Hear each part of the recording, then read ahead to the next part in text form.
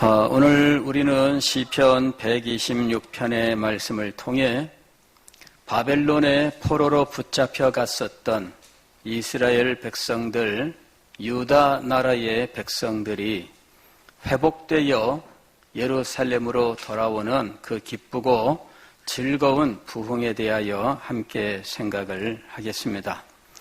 1절 말씀을 보면 여호와께서 시온의 포로를 돌려보내실 때에 우리는 꿈꾸는 것 같았도다, 이렇게 노래하고 있습니다. 유다 백성이 바벨론 포로에서 해방되어 예루살렘으로 돌아가게 되었을 때 그들은 그 사실을 믿을 수가 없었습니다. 우리도 너무나 놀라워서 이것이 진짜인지 가짜인지 너무나 믿어지지 않을 때 흔히 하는 말이 꿈이야, 생시야, 이런 말들을 하지요. 그리고 한번 내 허벅지를 꼬집어 봐라. 내가 너무나 놀래서 내 손가락은 힘이 안 들어가. 옆에 사람한테 꼬집어 달라고 하면 말했더니 얼마나 세게 꼬집는지 비명을 지르면서 내 살 좀 떨어진다. 예, 믿어지지 않는 일이 드디어 일어난 거예요.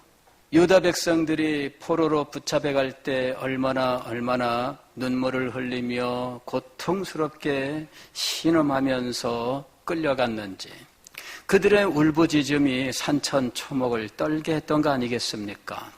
그런데 얼마나 많은 세월이 지났는데 다시 고국으로 돌아갈 수 있게 되었다는 것이에요.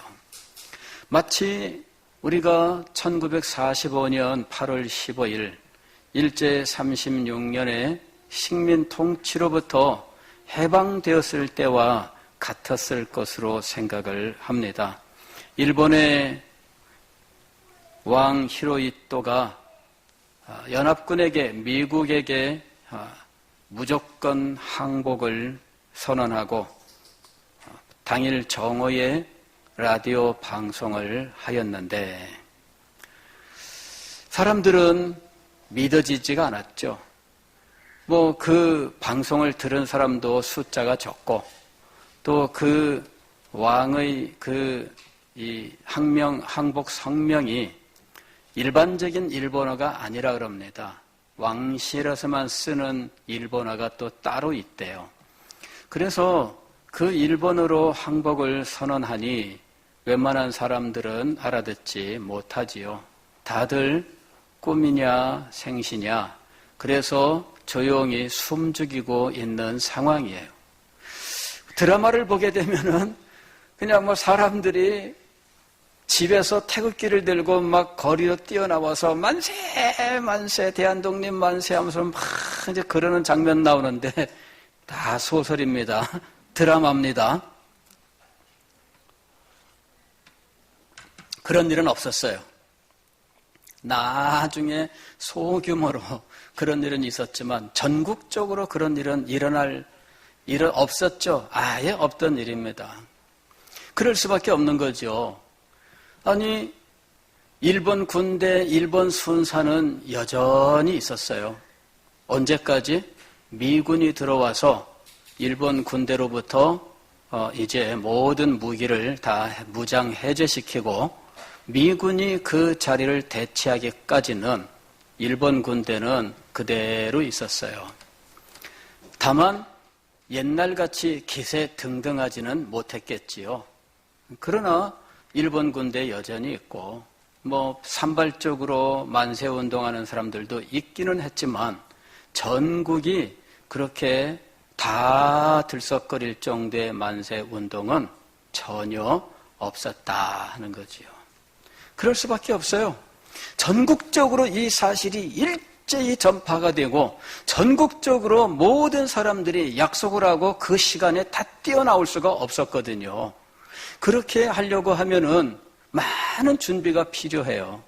오늘날도 전국적으로 무슨 일을 하려고 하면 몇 달 전부터 광고를 해야 됩니다. 국가에서 홍보해요.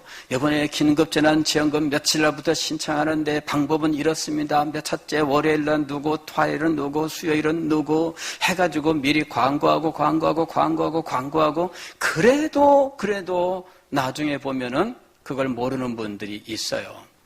그래서 다 알고 다 할 것 같지만 그렇지 않아요. 지금도 그런데 여러분 70년보다 훨씬 전에 75년 전 그때에 그런 일들이 일제히 일어날 수가 없었어요. 8월 16일 서대문 형무소에 갇혀있던 정치범과 경제범들이 풀려났을 때 모든 죄수가 풀려나는 거 아니에요. 일본 경찰들이 이 형무소를 관리하고 있으면서 그냥 형사범들, 사기범들, 강도, 도둑 다 풀어주고 그런 거 없습니다. 그 사람들은 감옥에 그냥 있는 거예요. 정치범들, 경제범들만 풀어줄 거예요. 이 사람들이 나오면서 그 형무소 앞에서 이제 태극기 들고 만세, 만세 그런 거예요. 그게 대한민국 만세, 독립 만세 해갖고 만세 운동처럼 사진이 나와 있는데 사실은 그 사람들 뿐이에요. 그 사람들. 믿을 수 없는 일. 누구나 다 같이 한마음 한뜻이 되어서 다 밀려 나올 수 없는 일. 그 일이 일어났던 거죠. 유다 백성들이 바벨론에서 해방되고 그리고 예루살렘으로 돌아가서 성전을 재건하라는 고레스 왕의 칙령을 받기까지 그 70년의 세월 그 세월 동안 그들은 소망했지만 그러나 막상 그 일이 현실화되었을 때에는 믿을 수가 없었던 거예요. 진짜일까? 진짜일까? 여호와께서 시온의 포로를 돌려보내실 때에 우리는 꿈꾸는 것 같았도다.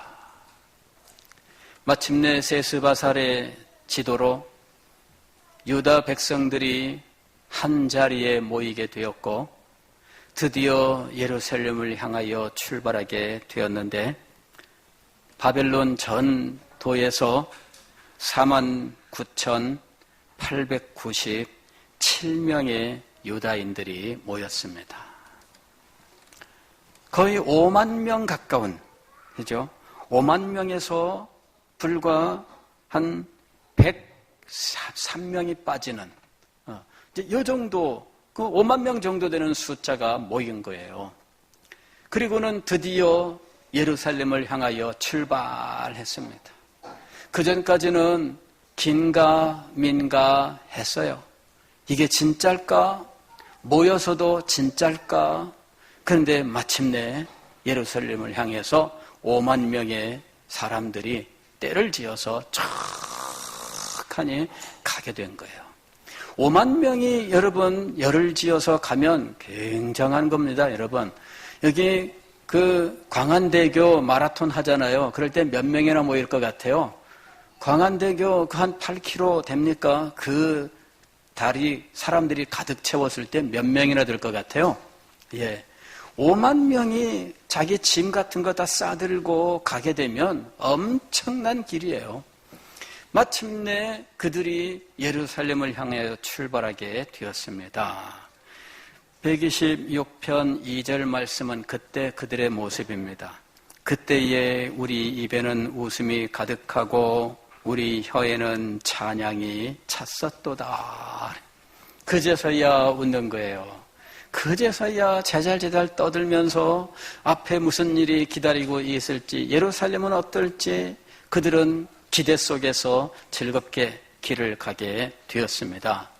이 구원은 어떻게 이스라엘 백성들에게 임했을까요?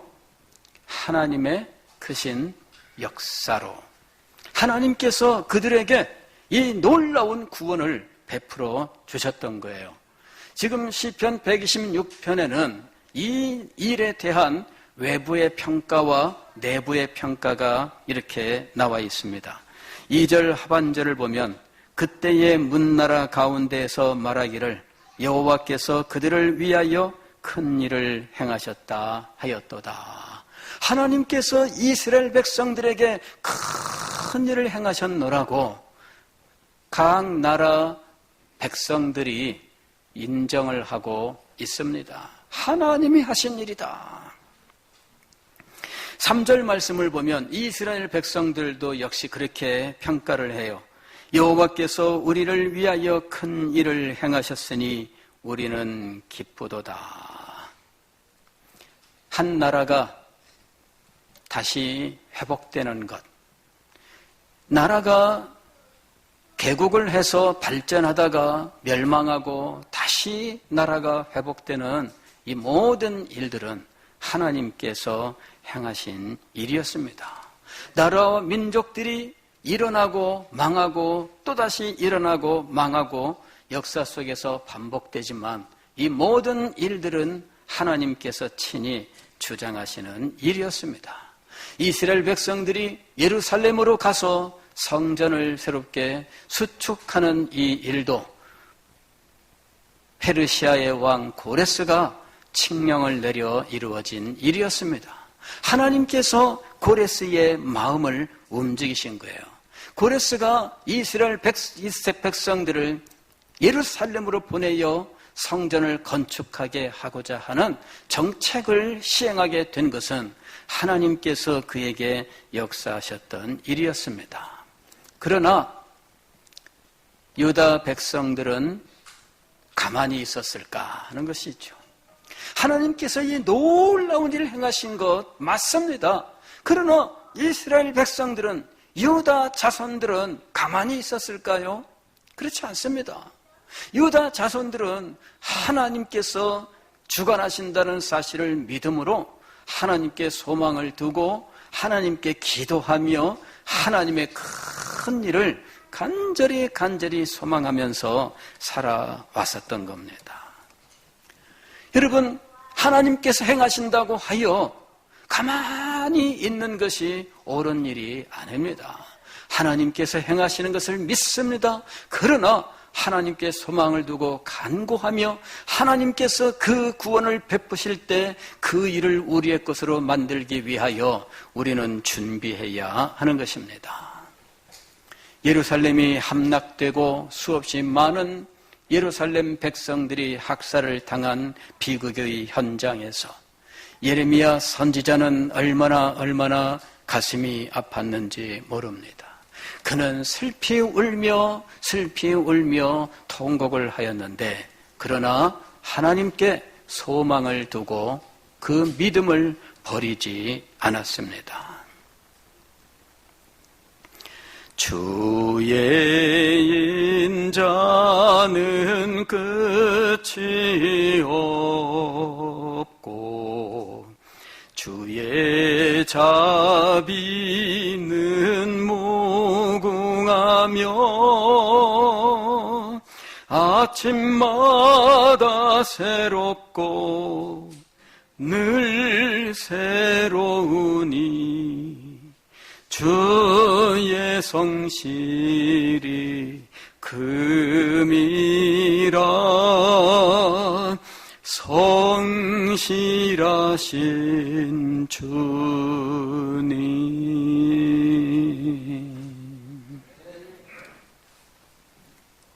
그는 하나님의 본심을 생각했어요. 그 백성들이 신음하고 고통당하는 것이 하나님의 본심이 아니시로다. 하나님의 본심은 그 백성이 하나님의 은혜를 받고 하나님의 베푸시는 축복 속에서 기쁨으로 살아가는 것이라는 것을 그는 굳게 믿었습니다.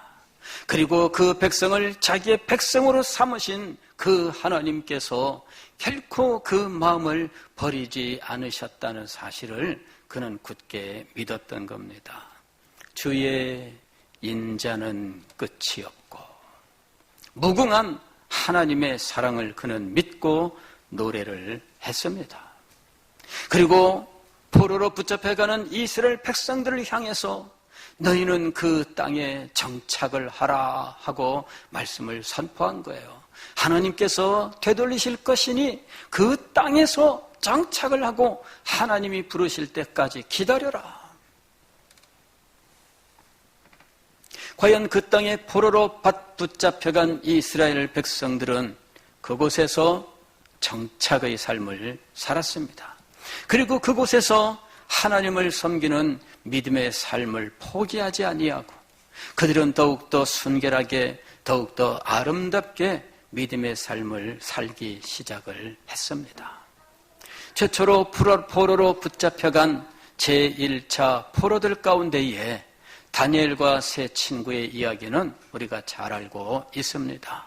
다니엘과 세 친구가 전도양양한 아주 훌륭한 청년들로서 바벨론 왕궁에서 특별한 대우와 훈련을 받게 되었을 때 그들은 그곳에서 믿음을 지키기를 원했습니다.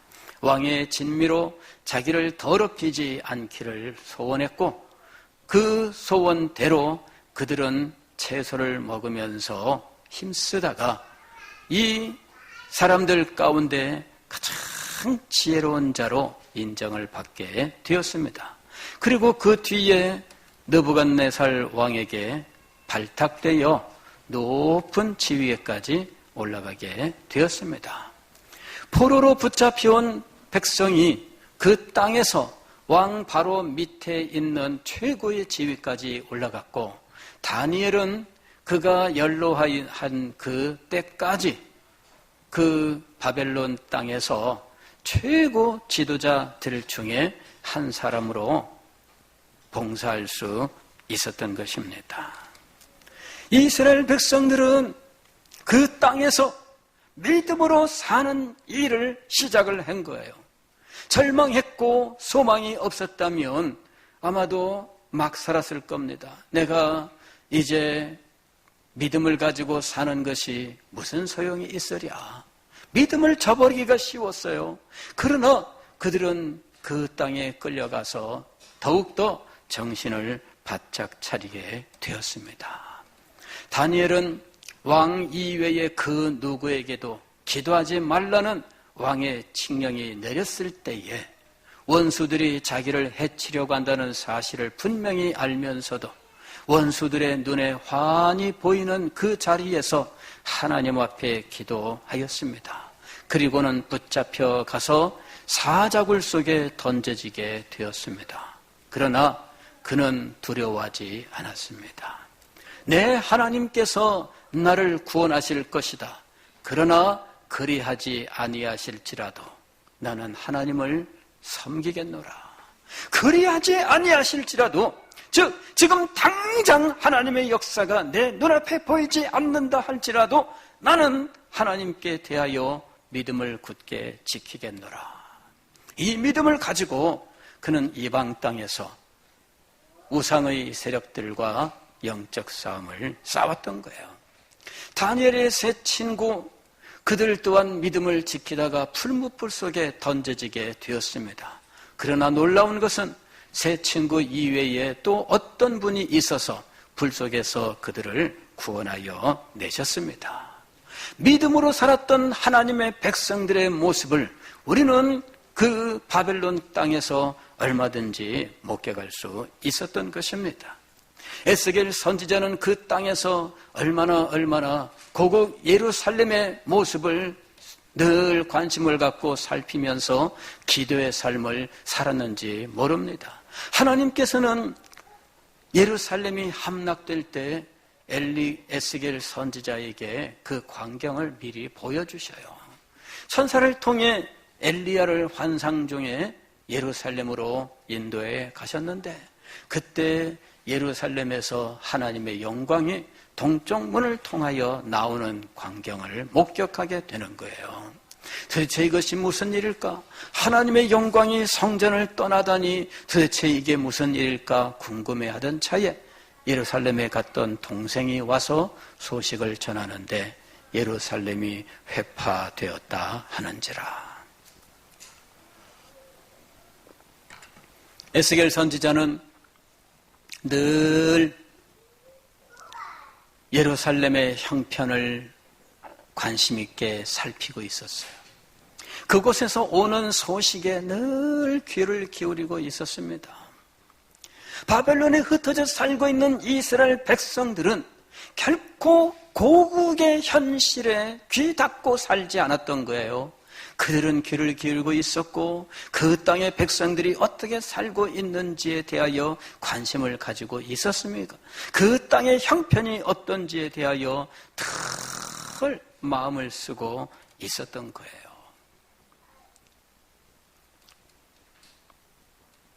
다니엘 선지자가 바벨론의 포로로 붙잡혀온 지 70년이 다 되었을 때 그는 어느 날 성경을 읽다가 예레미야 선지자의 예언을 깨닫게 돼요. 70년이 됐구나. 그 순간 다니엘 선지자는 하나님 앞에 엎드려 기도하기 시작을 했어요. 하나님, 우리 조상들이 하나님 앞에 범죄하였습니다. 제가 하나님 앞에 범죄하였습니다. 그래서 우리가 이 외국 땅에 포로로 붙잡혀 와서 지금까지 살았습니다. 주님, 그런데 약속하신 70년이 되었습니다. 이 뜻의 비밀을 알려주세요. 하나님 앞에 금식하며 기도합니다. 21일이 지났는데 천사가 나타나서 다니엘에게 말씀을 전해요. 다니엘아, 다니엘아, 네가 기도하기를 시작한 그날 그 순간에 하나님께서 네 기도를 들으셨다. 21일이나 걸린 이유는 방해자가 있었던 거예요. 이 천사가 소식을 가지고 다니엘에게 오는데 이 천사를 가로막는 사탄이 이 천사를 가로막아서 실랑이를 하다가 다른 천사가 나타나 사탄을 상대하는 동안에 자기가 다니엘에게 왔어요. 그리고 하나님의 계획을 알려줍니다. 70년의 비밀이 이제 풀렸다. 하나님께서 너희를 다시 돌려보내실 것이다. 여러분, 하나님께서 이스라엘 백성들을 바벨론에서 구원해내셨지만 그러나 이스라엘 백성들은 가만히 있었던 거 아닙니다. 하나님께 소망을 두었고 하나님의 백성으로서 그 순결함을 지키려고 했고 그 누구보다도 더욱더 순결한 믿음으로 이방 땅에서 하나님의 백성으로 살려고 치열하게 살았던 것입니다. 그리고 그 땅에서도 하나님 앞에 기도하기를 쉬지 아니하였고 하나님의 말씀을 깨닫기를 소망하며 주의 말씀을 묵상하는 일을 중단하지 않았던 거예요. 그리고 마침내 70년이 되었을 때 이제 다니엘 선지자는 90세가 거의 다 된 때예요. 한 17세 때 그가 바벨론의 포로로 붙잡혀 갔다면 이제 86세가 된 때에 그는 하나님 앞에 엎드려서 21일 동안 금식하며 기도했던 거예요. 하나님의 응답이 있을 때까지, 하나님께서 비밀을 알려주실 때까지, 하나님께서 이 백성들을 다시 되돌리실 때까지 그는 하나님 앞에 엎드려 기도하였던 것입니다. 하나님의 계획을 깨달았습니다. 그럼에도 불구하고 하나님 앞에 기도했습니다. 이 원리는 에스겔서 36장에 이미 하나님께서 에스겔 선지자에게 알려주셨던 거예요. 하나님께서 이스라엘 백성들을 다시 회복시키시려는 계획을 가지고 계십니다. 그럼에도 불구하고 이스라엘이 그렇게 이루어 주시기를 하나님 앞에 구하여야 할지라. 하나님 앞에 구하여야 했던 것입니다. 그래도 내게 구하여야 하리라 하나님께서 에스겔 선지자에게 말씀하셨어요. 이 사실을 아는 하나님의 사람들은 하나님 앞에 믿음을 가지고 기도했던 것입니다. 바벨론 땅에 포로로 붙잡혀 갔었던 유다 백성들은 이방 땅에서 믿음을 지키며 다음 세대를 준비했습니다. 이어지는 다음 세대가 하나님의 약속을 받고 하나님의 약속을 따라 예루살렘으로 돌아간다는 사실을 믿으면서 나는 못 가도 내 다음 세대, 그 다음 세대는 예루살렘으로 갈 수 있다는 믿음 속에서 그들을 준비했던 거예요. 여러분, 이 사람들이 예루살렘으로 돌아간다는 소망이 없었다면, 그리고 다음 세대를 준비하는 일을 하지 못하였다면, 여러분, 예루살렘에 갈 사람들이 나오기나 했을까요? 5만 명이 갔다, 우리는 에게게 얼마 안 되네 생각할지 몰라요. 그러나 생각을 해보세요. 70년 동안이나 이방 땅에서 정착하여 살던 사람들이에요. 70년이면은 강산이 몇 번 변했겠습니까? 그곳에 뿌리를 내렸는데 이거 옮겨 심으면 어떻게 될까요? 자기의 산업을 다 포기하고 이제까지 살아왔던 모든 것 다 내려놓고 여러분 전혀 알지 못하는 곳으로 가는 거예요. 가나안 땅을 향하여 갔던 사람들 가운데 그 이전에 가나안 땅을 아는 사람들이 몇 명이나 되었을까요? 대부분은 모르는 세대예요. 다음 세대예요. 다음 세대. 그런데 그 다음 세대가 그렇게 준비되어 있었다는 거죠. 이것이 놀라운 일입니다. 또 우리가 에스라서, 느헤미야서를 또 에스더서를 보게 되면 바벨론 땅에 여전히 믿음을 지키면서 하나님의 영광을 위해 살아가는 유다 백성들이 많이 있었고 그들이 믿음의 삶을 치열하게 살고 있었던 것을 볼 수가 있습니다. 저는 말씀을 준비하면서 이 사람들이 이방 땅에서 다음 세대를 준비하기 위하여 피나는 노력을 기울였구나 하는 것이 가슴에 다가왔어요. 그냥 하나님이 구원하셨다 한마디로 끝내버리는 것은 그 구원을 믿으며 하나님 앞에 기도하면서 살아왔었던 하나님의 백성들의 삶을 너무나 무시하는 거예요. 하나님께서 구원하신 건 맞습니다. 하나님께서 주장하신 건 맞습니다. 그러나 그 사실을 믿으면서 내 믿음을 지키고 다음 세대의 믿음을 세워주고 키워나가는 일을 감당하는 하나님의 백성들이 있었던 것입니다.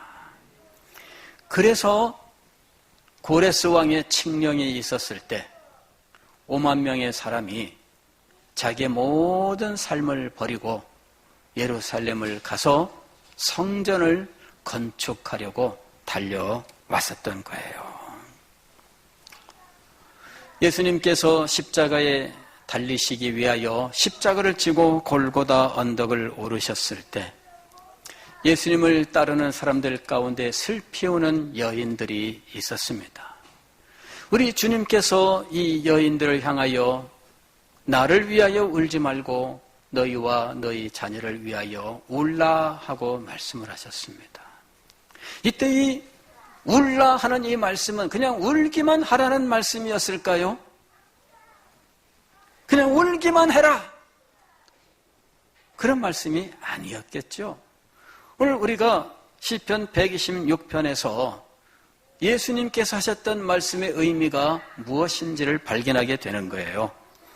여기 5절 말씀을 보면 이렇게 되어 있습니다. 눈물을 흘리며 씨를 뿌리는 자는 기쁨으로 거두리로다. 울며 씨를 뿌리러 나가는 자는 반드시 기쁨으로 그 곡식단을 가지고 돌아오리로다. 할렐루야. 예, 그냥 울어라 이 말씀이 아니에요. 그냥 울기만 하는 것은 뭐예요? 절망이에요. 그냥 울기만 하는 것은 포기하는 거예요. 그러나 울면서 그 자리에서 다시 일어나는 것, 울면서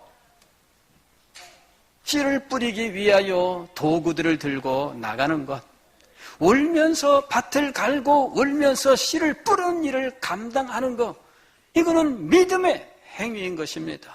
하나님께서 반드시 싸게 트게 하시고 하나님께서 이곳에서 거두게 하실 것이다. 이 믿음 때문에 그는 비록 울지만 나가서 밭을 갈고 씨를 뿌렸던 거예요.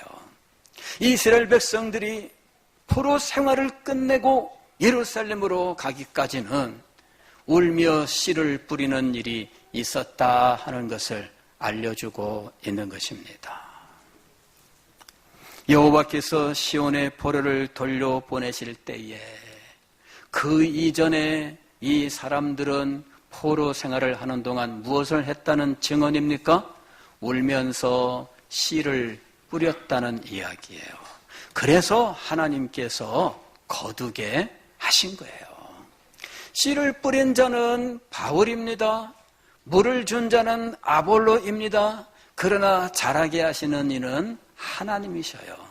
그래서 씨를 뿌리는 자나 물을 준 자가 자랑할 것이 아닙니다. 그러나 하나님께서 자라게 하시고 열매를 거두게 하시기까지 씨를 뿌리는 자와 물을 주는 자가 믿음으로 이 일을 감당해야 하는 것입니다. 사랑하는 성도 여러분, 오늘 우리는 하나님께서 우리의 삶을 주관하시는 줄을 믿습니다. 하나님께서 우리 교회를 친히 다스리시는 줄을 믿습니다. 그러나 우리는 울며 씨를 뿌리는 자리에 있어야 합니다. 그냥 울기만 하고 절망하여 가만히 있을 것이 아니라 우리가 해야 될 일들을 해야 되는 것입니다. 이것이 믿음입니다. 울며 씨를 뿌릴 때에 주님께서 자라게 하시고 씨를 거두게 하시되 풍성하게 거두어 큰 기쁨으로 주님을 찬양하게 하시는 것입니다. 사랑하는 성도 여러분, 우리에게는 소망이 있습니다. 하나님께서 계시기 때문에, 하나님께서 역사하실 것이기 때문에 우리에겐 소망이 있습니다. 이 소망을 가진 모든 자들은 비록 슬픔 중에도 일어나야 됩니다. 울면서라도 씨를 뿌리러 나가야 됩니다. 하나님께서 결실하게 하시고 풍성하게 거두게 하실 줄 믿습니다. 기도하겠습니다.